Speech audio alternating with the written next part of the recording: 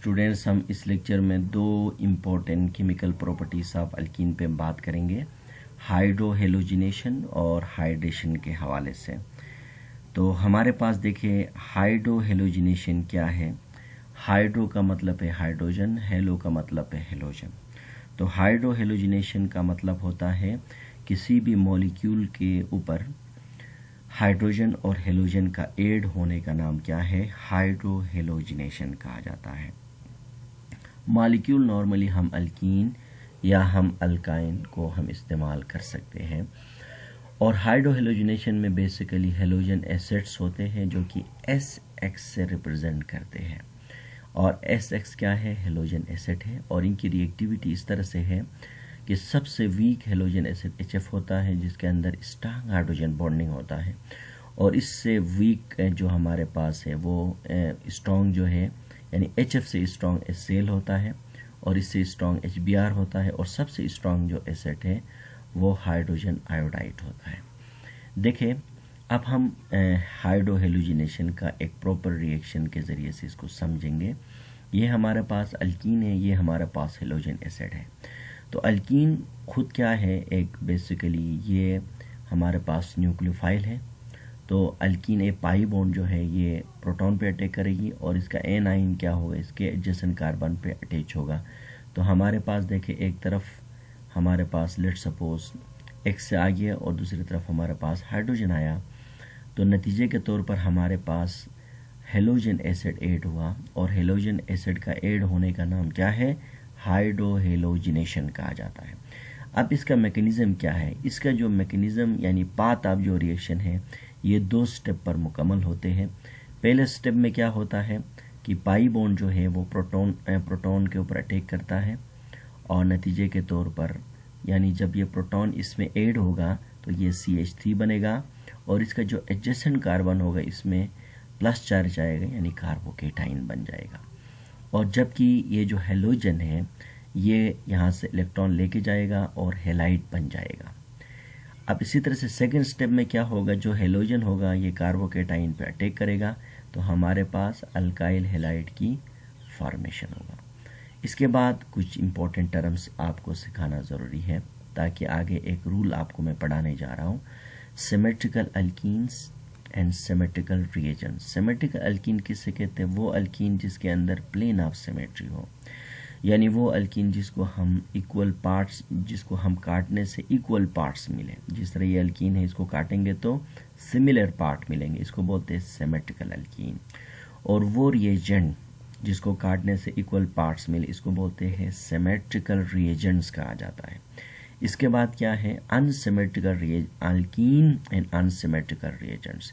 Unsymmetrical alkyne किसे कहते हैं, वो अल्कीन जिसके अंदर प्लेन ऑफ सिमेट्री ना हो, जिसको काटने से इक्वल पार्ट्स हासिल ना हो, इसको कहते हैं अनसिमेट्रिकल अल्कीन्स कहते हैं। और अनसिमेट्रिकल रिएजेंट किसे कहते हैं कि वो रिएजेंट जिसके अंदर प्लेन ऑफ सिमेट्री ना हो, जिसको काटने से इक्वल पार्ट हासिल ना हो, तो उसको कहते हैं अनसिमेट्रिकल रिएजेंट्स कहा जाता है। ये मेरा पढ़ाने का मकसद ये था कि आपको मैं समझाऊं कि मार्कोनी-कोप्स रूल क्या है। मार्कोनी-कोप्स रूल के लिए देखें आप इन दोनों रीजन पे आप ज़रा गौर करें। ये अनसिमेट्रिकल अल्कीन है, ये हमारे पास क्या है, अनसिमेट्रिकल रिएजेंट है।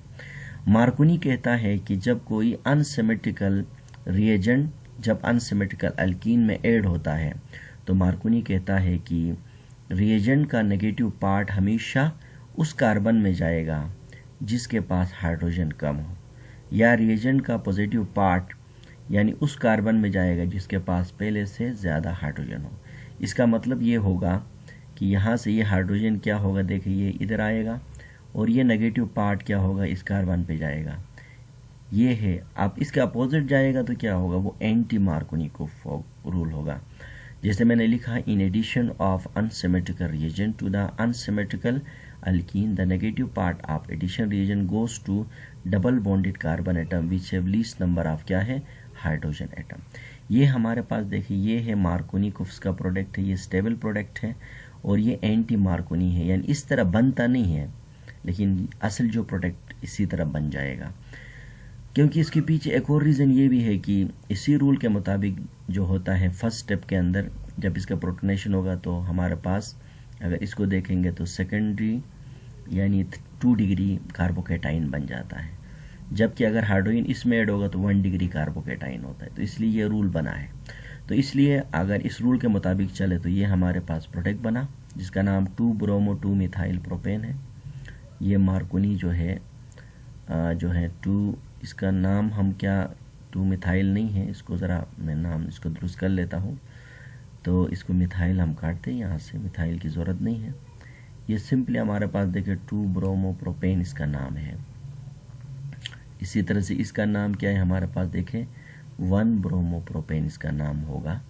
तो इसी तरह से ये 2-ब्रोमो प्रोपेन जो है ना ये मार्कोनी-कुफ रूल का प्रोडक्ट है, और जबकि 1-ब्रोमो प्रोपेन फॉर्म नहीं होता है, नॉट फॉर्म मैंने इधर लिखा, ये एंटी मार्कोनी-कुफ का प्रोडक्ट है। तो इसी तरह से आप इस केमिकल जो है ना प्रॉपर्टी को एक तो केमिकल प्रॉपर्टीज ऑफ अल्कीन में यूज़ कर सकते हो, और दूसरा आप इसको प्रिपरेशन ऑफ अल्काइल हैलाइड के लिए भी आप इस्तेमाल कर सकते हो। अब हम बात करते हैं नेक्स्ट प्रॉपर्टी हाइड्रेशन।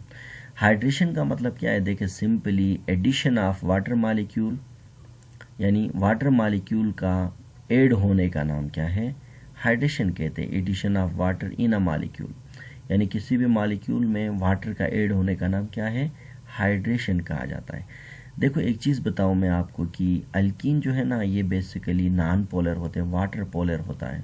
तो वाटर डायरेक्ट क्या होता है अल्कीन में ऐड नहीं होता है। तो हम क्या करते हैं यहाँ पर H2SO4 डालते हैं ताकि ये कैटलिस्ट के तौर पर काम करे और पानी को ये डिसोसिएट करे और पानी को अल्कीन में ऐड होने में पानी के लिए मदद दे। तो यहाँ पर हम H2SO4 के बगैर हम पानी को हम अल्कीन में ऐड नहीं करा सकते हैं। तो इसलिए H2SO4 की मौजूदगी में वाटर अल्कीन में ऐड होता है। अब आप देखें ये हमारे पास अल्कीन है, ये वाटर है, ये H2SO4 कैटलिस्ट है, और ये हमारे पास 100 डिग्री सेंटीग्रेड टेम्परेचर है। तो ये दोनों रिएक्ट करते हैं तो हमारे पास क्या बन जाता है, अल्कोहल बन जाता है। लेकिन ये कैटलिस्ट ने यहाँ हेल्प किया वाटर को इसमें ऐड, वो कैसे देखें, रिएक्शन का मैकेनिज्म आप देखें। स्टेप नंबर 1 में क्या होता है, मैंने रिएक्शन को मैकेनिज्म समझाने के लिए H2SO4 को इस तरह लिखा कि ये पॉजिटिव पार्ट है, इसको नेगेटिव पार्ट बनाया। तो यहाँ से पाई बॉन्ड ने इधर अटैक किया और ये नेगेटिव पार्ट इधर आया, तो हमारे पास ये CH2 था, CH3 बना, और ये हमारे पास जो सल्फेट इधर जो है ना अटैच हुआ, इसका नाम होगा इथाइल हाइड्रोजन सल्फेट बना। ये फर्स्ट स्टेप है। अब सेकंड स्टेप में अब पानी आ रहा है। अब वाटर क्या करेगा कि ये जो हाइड्रोजन ऑक्सीजन है ये प्रोटॉन इसमें प्रोटोनेट हो जाएगा, यानी प्रोटॉन पे अटैक करेगा, प्रोटॉन इसमें ऐड होगा, और जबकि SO3H ये OH के साथ मिलकर क्या होगा, दोबारा H2SO4 वापस रिकवर होगा, और दूसरी तरफ हमारे पास ये जो है अल्कोहल बन जाएगा। तो ये है हमारे पास, यानी अगर वाटर को हम अल्कीन में ऐड करें और in the presence of H2SO4 की मौजूदगी में, तो हमारे पास अल्कोहल की फॉर्मेशन भी होता है और ये केमिकल प्रॉपर्टीज ऑफ अल्कीन भी हमें जो है ना मिल जाता है। अच्छा, इसके बाद एक और रिएक्शन मैं आपको दे रहा हूँ, वो ये है कि एक हमारे पास देखिए ये प्रोपीन है और वाटर है H2SO4 की मौजूदगी में और 100 डिग्री सेंटीग्रेड टेम्परेचर है। तो डायरेक्ट मैंने रिएक्शन आपको दिखाया जिसमें से OH इधर अटैक किया, और क्योंकि यहाँ मार्कोनी-कुफ रूल अप्लाई होगा क्योंकि ये नेगेटिव पार्ट है, कम हाइड्रोजन वाला कार्बन पे जाएगा, पॉजिटिव पार्ट ज़्यादा हाइड्रोजन वाला कार्बन पे जाएगा, तो हमारे पास अल्कोहल बनेगा। तो इसी तरह से आप ये दो मैंने केमिकल प्रॉपर्टीज़ पढ़ाया, तो एग्ज़ाम में इस तरह भी आपसे पूछ सकते हैं कि how could you prepare alkyl halide and alcohol from the alkyne. तो आप इनकी मदद से आपको जो भी अल्काइल हैलाइड आपसे मांगेंगे, पूछेंगे, अल्कोहल पूछेंगे, तो आप इस मेथड के ज़रिए से आप बना सकते हो।